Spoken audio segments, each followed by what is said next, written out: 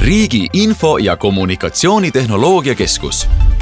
Sina Eesti kodanikuna oled üleilmselt tuntud ja tunnustatud digiühiskonna liige.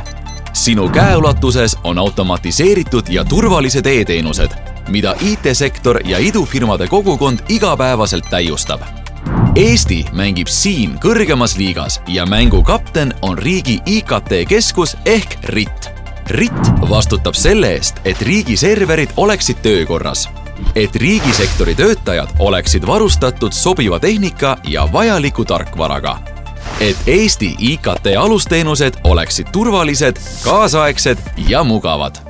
Lisaks suurepärastele maapealsetele teenustele arendab RIT pilveteenuste keskkonda ehk riigipilve.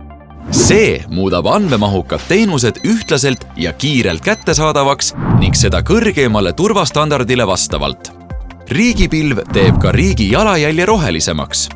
RITil on selles mängus usaldusväärsed partnerid, nende seas erasektori ettevõtted, kellega koostöös uudseid lahendusi välja töötada ja katsetada. Kokkuvõttes seisab aga RIT hea selle eest, et erinevad elualad riigis areneksid ja inimeste töö neis sujuks ning sinul kodanikuna oleks sellest kõigest kasu.